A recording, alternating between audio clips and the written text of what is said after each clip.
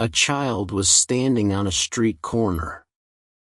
He leaned with one shoulder against a high board fence and swayed the other to and fro, the while kicking carelessly at the gravel.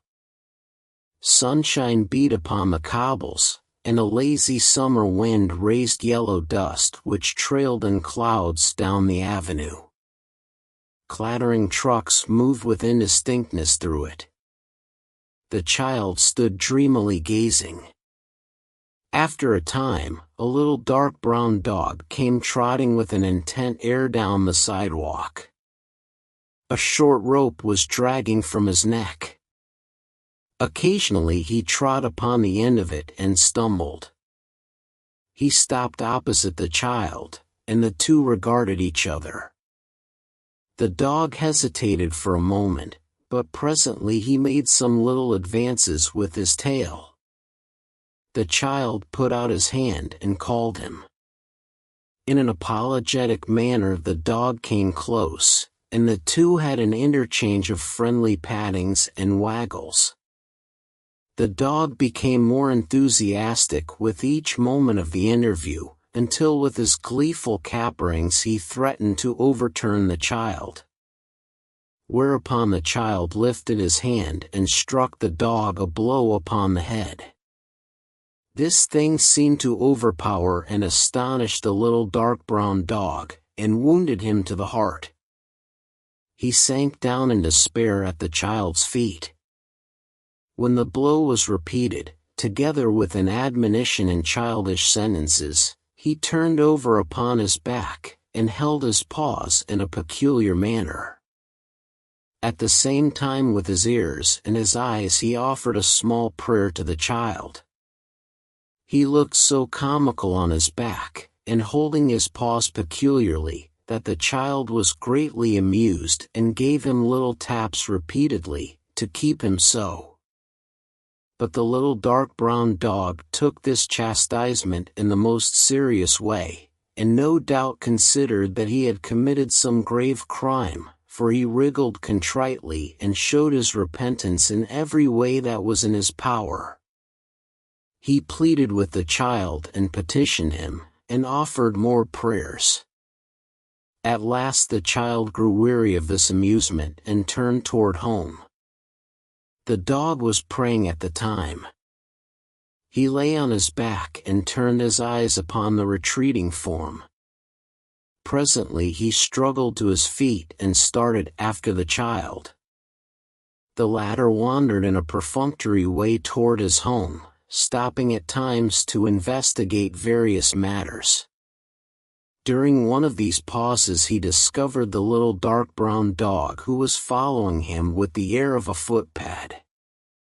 The child beat his pursuer with a small stick he had found. The dog lay down and prayed until the child had finished, and resumed his journey. Then he scrambled erect and took up the pursuit again. On the way to his home the child turned many times and beat the dog, proclaiming with childish gestures that he held him in contempt as an unimportant dog, with no value save for a moment. For being this quality of animal the dog apologized and eloquently expressed regret, but he continued stealthily to follow the child. His manner grew so very guilty that he slunk like an assassin.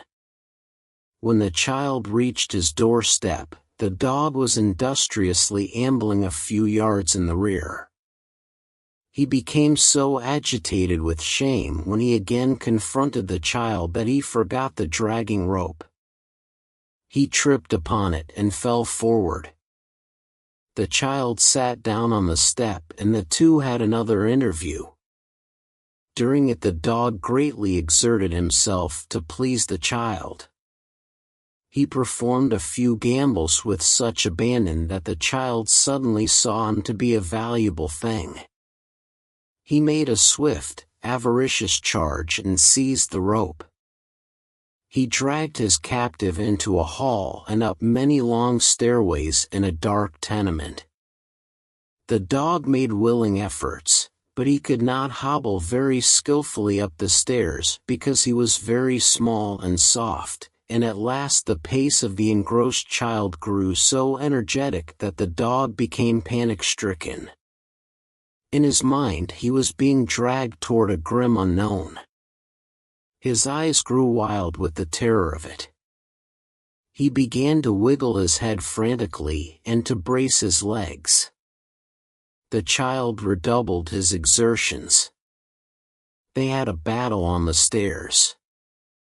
The child was victorious because he was completely absorbed in his purpose, and because the dog was very small.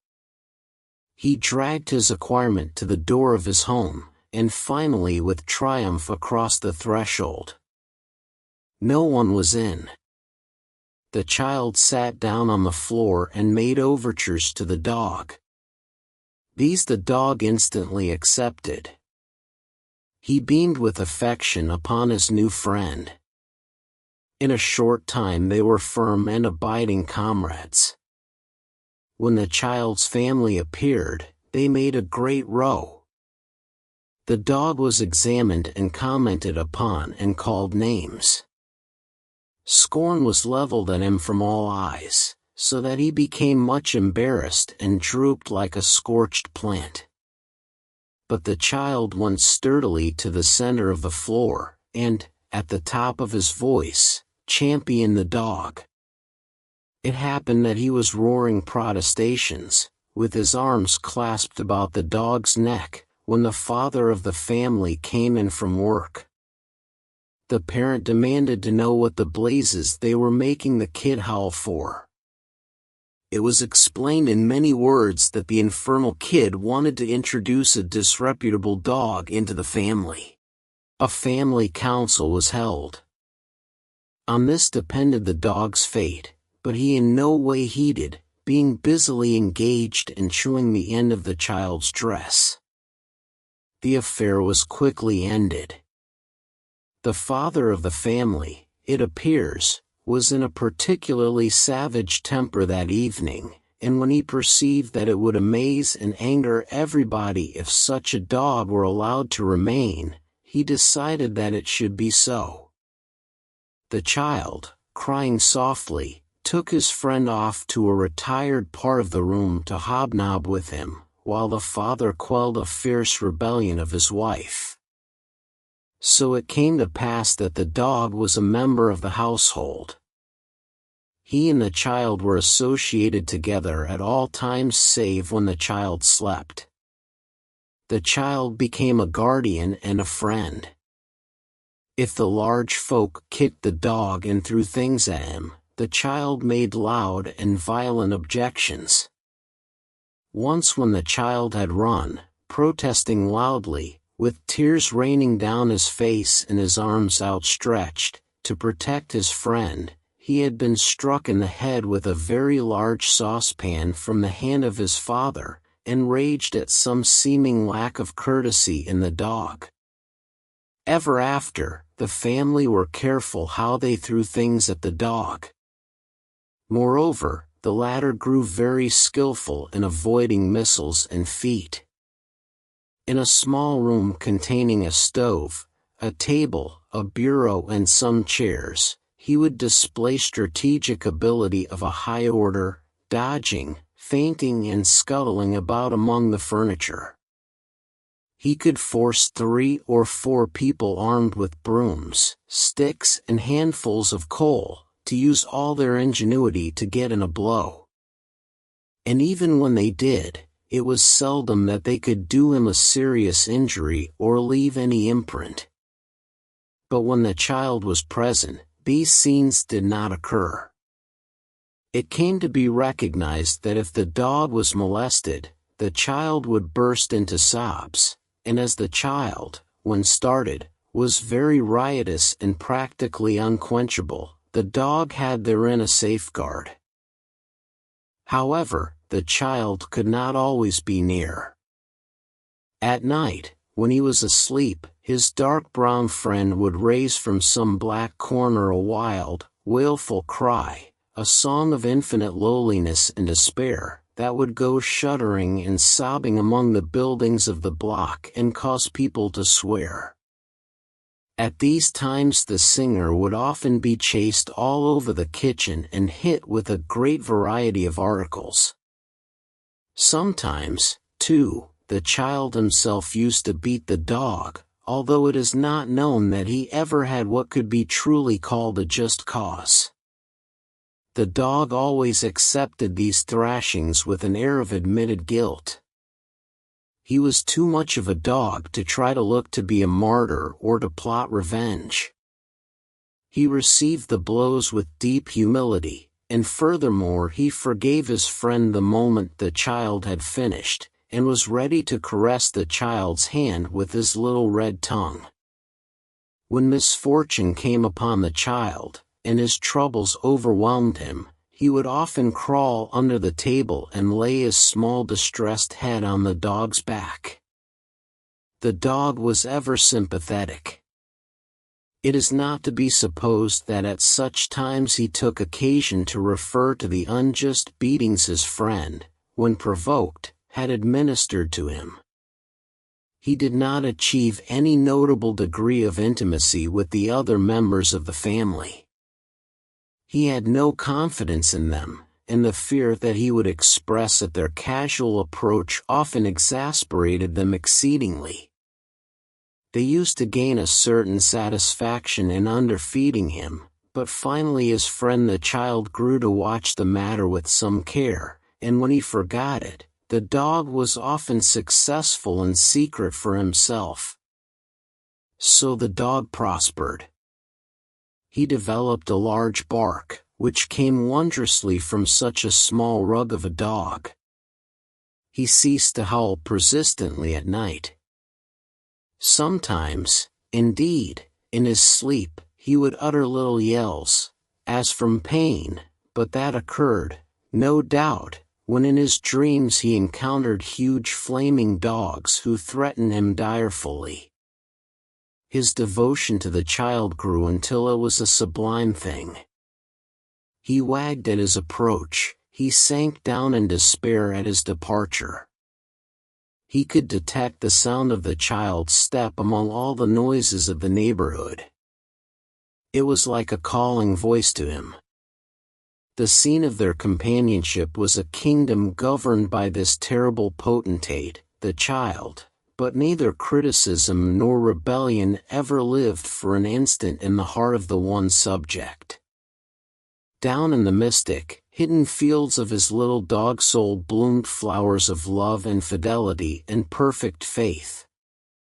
The child was in the habit of going on many expeditions to observe strange things in the vicinity.